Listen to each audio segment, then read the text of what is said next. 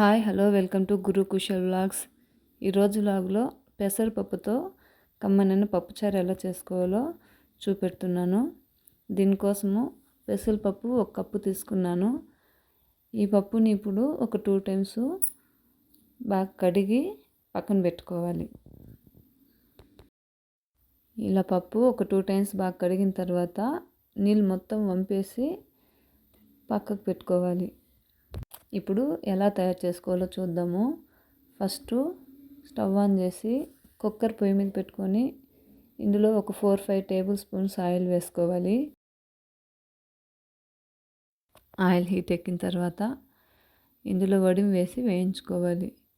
వడిం వేగిన తర్వాత ఫ్రెష్గా ఉన్న కరివేపాకు కొద్దిగా వేసి వేయించుకోవాలి.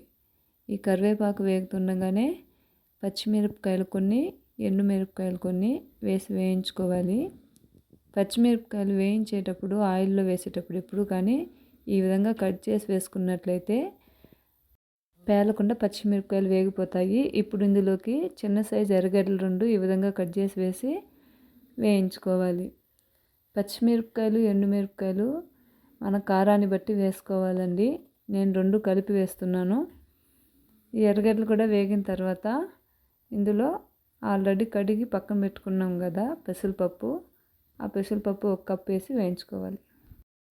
పెసరపప్పు బాగా వేగిందంటే కమ్మగా ఉంటుందండి. కాబట్టి ఈ విధంగా గోల్డ్ కలర్ వచ్చేంత వరకు పప్పు వేయించుకొని దాని తర్వాత మీడియం సైజు టమాటాలు 3 కట్ చేసుకొని వేసి వేయించుకోవాలి. టమాటాలు వేగేప్పుడే పసుపు కూడా వేసుకొని 1/2 టీ స్పూన్ పసుపు వేసి కలుపుకోవాలి. ఇలా కలుపుతూ వేయించుకున్న తర్వాత ఇందులో రుచికి సరిపడా ఉప్పు కూడా వేసుకొని వేయించుకోవాలి. ఇప్పుడు ఇందులోకి చింతపండు కూడా కొద్దిగా మనకు పులుపును బట్టి చింతపండు యాడ్ చేసుకోవాలి. వేసుకున్న తర్వాత వేసి బాగా కలుపుకొని దీనికి నేను 1 లీటర్ వరకు వాటర్ వేస్తున్నాను. 1 లీటర్ వాటర్ వేసి మూత పెట్టి విజిల్ పెడితే 1 విజిల్కే ఉడికిపోతుందండి. ఎందుకంటే ఆల్రెడీ పప్పు బాగా వేగింది కాబట్టి 1 విజిల్ వచ్చిందంటే సరిపోతుంది. 1 విజిల్కి ఆఫ్ చేసేసాను నేను. విజిల్ మొత్తం పోయిన తర్వాత ఇలా ఓపెన్ చేసి చూస్తే పప్పు కరెక్ట్గా ఉడికిపోతుంది. చూడండి, ఉడికిపోయింది. ఇప్పుడు దీన్ని ఇలా పప్పు చట్టులోకి వేసుకొని పప్పు గుత్తితో కూర మొత్తం బాగా కలిసే విధంగా ఎనిపేసేయాలి. ఇలా పప్పు మొత్తం ఎనుపుకున్న తర్వాత దీన్ని ఒక బౌల్లోకి ట్రాన్స్ఫర్ చేసుకుంటున్నాను. ఇలా కూర మొత్తం ట్రాన్స్ఫర్ చేసుకున్న తర్వాత దీనికి పోపు వేసుకుందామండి. పోపు వేసుకోవడానికి ఫస్ట్ చిన్న పెనం పొయ్యి మీద పెట్టుకొని 2 టేబుల్ స్పూన్స్ ఆయిల్ వేసుకోవాలి. ఇందులో జీలకర్ర, ఆవాలు, ఉద్దిపప్పు వేసుకొని పోపు వేయించుకోవాలి. దీంతోపాటు ఎండుమిరపకాయలు కూడా ఒక 3-4 ఎండుమిరపకాయలు వేసి వేయించుకోవాలి.